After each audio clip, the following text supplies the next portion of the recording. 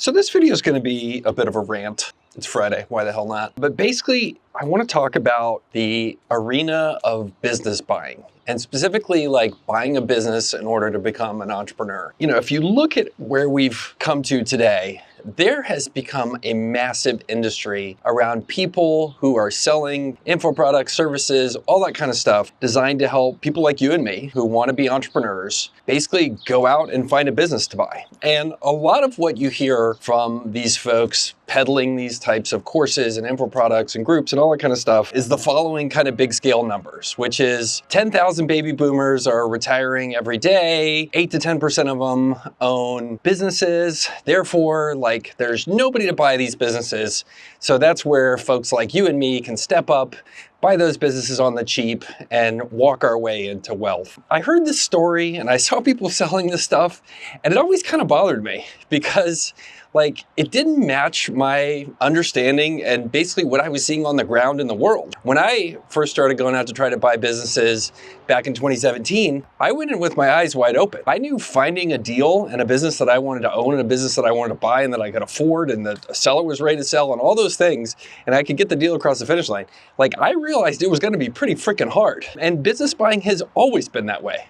But something has changed in the past 6-7 years. It's time for that to change back. It's time for people to get their mind right about what business buying is really like. My name is Michael. I am a business nerd. Other people like to do real hobbies like model airplanes or race cars or go on hikes. Me, I like to talk about business. I like to think about business. I like nerd out about business. I find it super fun. I don't know why. It's just me and I love it. So if you like that kind of stuff, stick around. That's what this channel is all about, nerding out about business topics for entrepreneurs and that sort of thing. So stay tuned. My journey with trying to buy a business, the first time I did it was in 2017. Basically, like by the numbers, I knew I wanted to buy a small software business. And by the numbers, like I knew I was gonna go have to kiss dozens, if not hundreds of frogs in order to find a prince, to use kind of the old metaphor around kissing frogs to find a prince. Like I knew that was just the way it worked. I was gonna have to go talk to hundreds of sellers. I was gonna have to go send emails, letters, network to tons of brokers just to hopefully find a deal that was gonna be priced right, it was gonna be a good fit for me, and it was gonna be a seller who was gonna be reasonable. And I spent literally 6 months talking to sellers, learning how the deals were put together. People out there selling software business were thinking what was important to them, how to put it all together. I would go through weeks where I was talking to dozens of different sellers just to try to find a decent deal. I didn't go into the situation thinking that it was going to be easy to find a business. There was this huge silver tsunami of companies just ready to throw themselves at me for dirt cheap. In fact, when I talked to a lot of these sellers, they were being approached by so many potential buyers that they were just like high in the sky about what they thought they could get for their business. And they were just holding out for their number. They just wanted a huge price. And for me, as somebody like who actually wants to make money when I buy a business, like I wasn't going to pay a pie in the sky, 20 times earnings type multiple. There's just no way. I'm going to try to spend 20 years running a business to try to get my money back. No, thank you. Look, you could say that maybe I was just too picky when I was out looking for a business. And look, the reality is when I did that first deal, like I wanted to make sure that deal went right. So that was important. And I was pretty picky. But the reality is my experience going out and acquiring my first business in a space is consistent with what other people see when they go out to do it as well. If you go look at your typical search fund, right? The search fund that's going out and has raised some money to go try to find a business to buy and operate. And it's a lot of times these are MBAs and stuff like that. It's a pretty common model. Like the typical one spends 18 months trying to find a business to buy and operate. Like it doesn't just happen overnight. And similarly, like you look at the numbers of these businesses that are so suddenly like supposedly like falling and available with baby boomers who can't sell them to anybody. Like, okay, well, you see the number. There's supposed to be hundreds of thousands of these. But when you go actually look at what's transacting and what's selling, the number of businesses that are selling per year is actually really small compared to, well, what you're hearing with some of these, you know, the propaganda around business buying. As an example, my buddy Heather Anderson, who's co-host of my podcast, we do a podcast on business buying, like went and they did the actual numbers of what one of the business buying lending programs, SBA 7A, is doing in terms of the number of deals per year. Only about 5,000 businesses are transacting using that program per year.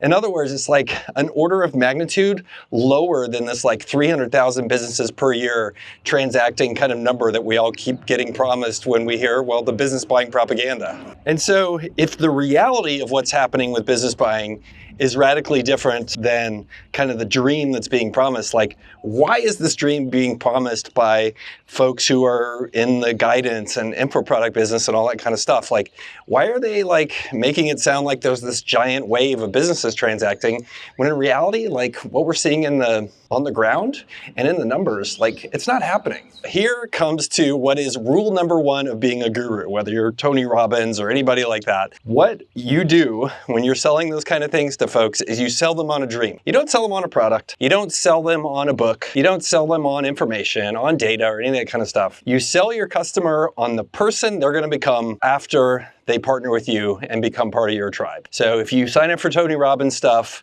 and look, a lot of people like Tony Robbins stuff, I got no problem with it whatsoever, you're gonna live a better, happier, more fulfilled life at the end. That's the dream, like, that you're being sold there.